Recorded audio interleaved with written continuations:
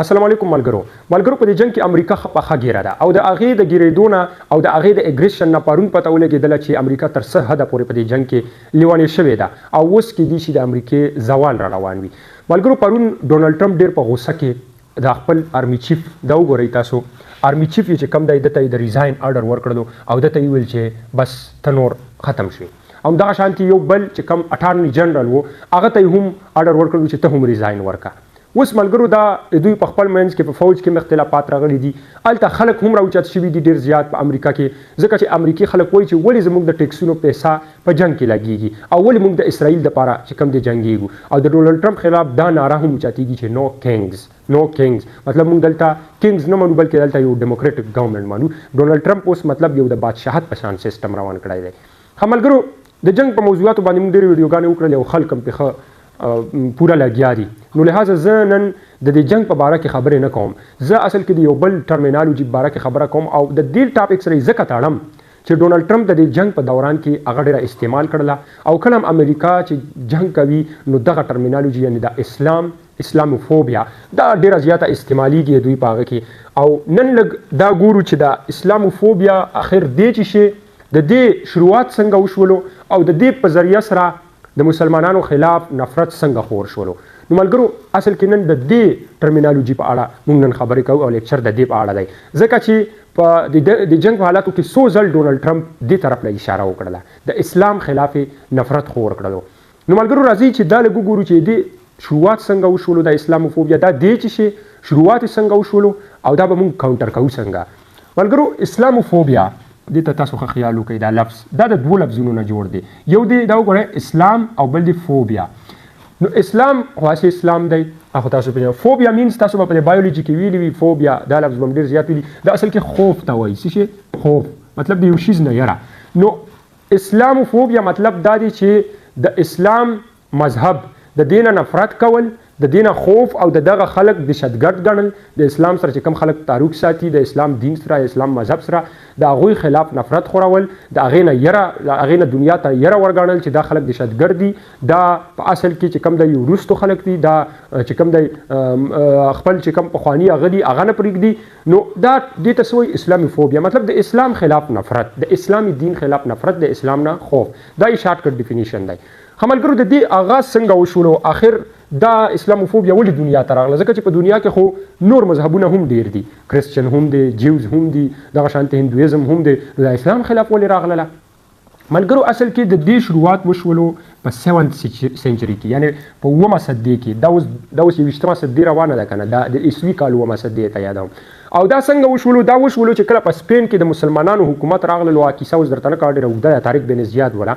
او هلته تقریبا مسلمانانو 815 کاله حکومت وکړلو په سپین باندې په هغه ټیم کې به ورته اندلس ویل. نو په دې دوران کې مسلمانان په دنیا باندې راج و بالکل که په ساینسي لیول باندې وو که هغه په هر لیول باندې وو که هغه په پاور لیول په هر شیز باندې امپایرز هم مسلمانانو یو راج و د بغداد شهر د اندلس دا د علم یو مرکز و او دا ټول د مسلمانانو سره و. دا یورپ چې نن یورپ دی دا د مسلمانانو په وجه باندې دی چې دوی نه ورته دا علم پاتې دوی نه ورته کتابونه پاتې. نو ملګرو تاسو ته پته ده چې د اسلام نه مخکې چې کوم ریلیجن و کله چې اسلام دنیا ته نو راغلی د نن نه 2000 کاله مخکې نو په هغه دوران کې داسې چل شوی و چې کله اسلام راغللو دنیا ته نو د اسلام د عیسایت نه بعد راغللو که نه هغه وخت خو عیسایت دین و مطلب د نبی کریم صلی الله علیه وسلم نه مخکې پیغمبر چې کوم هغه حضرت عیسی علیه السلام څوک حضرت عیسی علیه السلام. نو په دغه دوران کې بیا داسې کار وشولو دا زه ته هیسټري بیانوم. په دغه دوران کې چې کله اسلام راغللو نو فوراً د عیسایانو اصل کې د اسلاموفوبیا اصلي فاونډر چې کوم دي دا کرسچنز دي دا دوی راوباسلې وه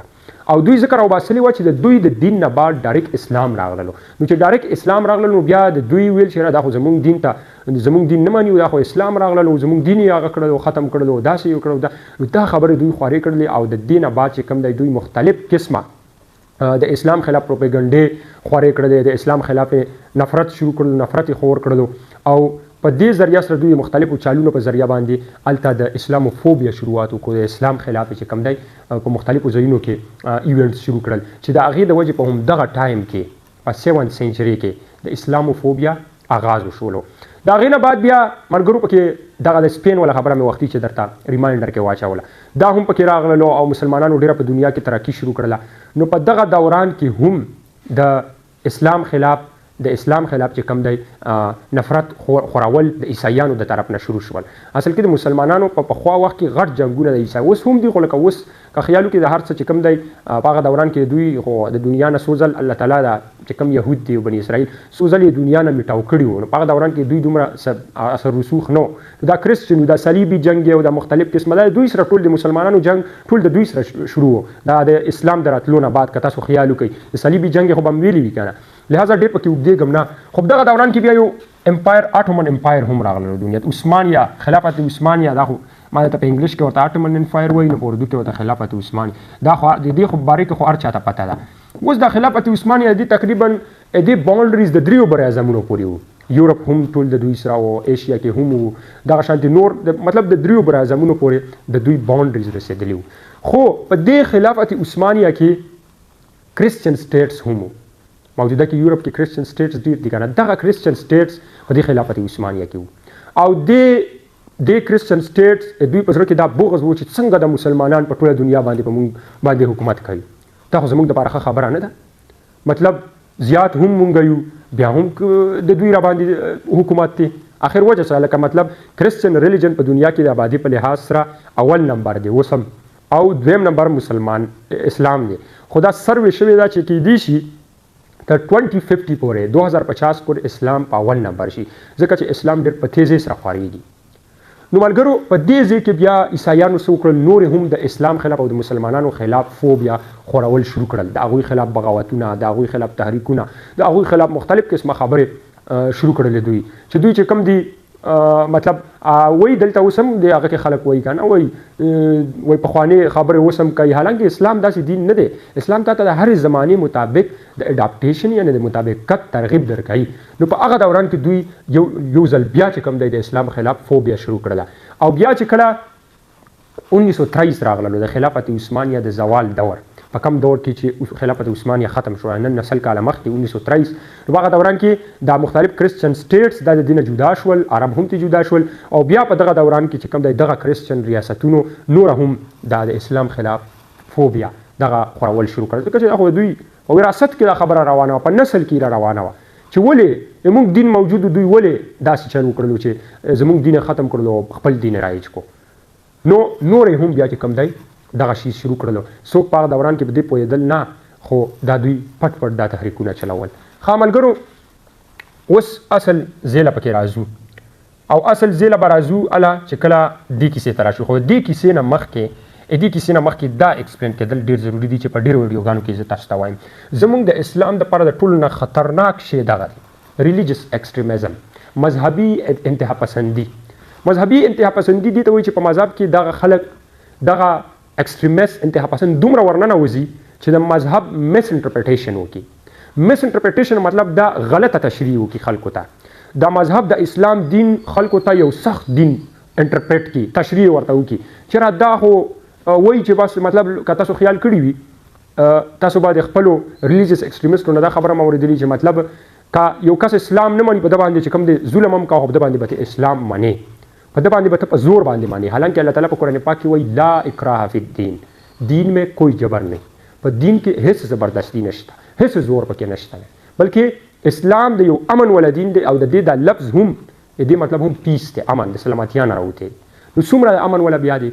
نو دغه انتها پسند او مذهبي انتها پسند دوی څه وکړل، دوی دنیا ته غلط انټرپریټ کو، حالانکه دوی په خپله نه پوهېدل، دوی په خپله پرې نه پوهېدل، وایي نیم ملا خطر ایمان هغه خبره. نو دوی چې کوم دی دا دین ډېر غلط انټرپریټ کو چې د هغې د وجې دلته په دې علاقو کې په میډل ایسټ کې په دې برصغیر کې په دې علاقو کې چې کوم دی د اسلام په نوم داسې تحریکونه راووتل چې هغوی دنیا ته داسې ښکاره شو چې دا خو ټیرریسټ دي، دا دهشتګرد دي، او دهشتګردي شروع کړله. نو د اسلام استعمالولو خو په اصل کې ټیرریسټ دهشتګردي شروع کړله، او د خلکو په استعمال کې راتلل، د امریکې په استعمال کې راتلل. نو ملګرو په دې هغه کې چې کوم دی د اسلاموفوبیا په خورولو کې د دې شیز ډېر غټ کردار دی، او دا اوس هم شته زموږ په علاقو کې، اوس هم دا پاتې دی، او تر اوسه پورې که چېرته دغه شیز موږ ونه باسلو نو دا اسلاموفوبیا مزید په دنیا کې خورېږي، نوره خورېږي. ښه ملګرو راغللو پکې 9/11 خو تاسو پېژنئ، موږ په لیکچر هم پرې اخیستی وو یو میاشت دوه مخکې، تاسو به اورېدلي وي او نور هم د دې باره کې خو هر چا له معلومات وي. 9/11 وشول، او په 9/11 کې اسامه بن لادن چې کوم دی اوس 9/11 یو سازش و د امریکې یا نو یا ریالو چې هر څه د هغې سره اوس مونږ کار نشته خو دا 9/11 هم د اسلاموفوبیا په خورولو کې یو غټ کردار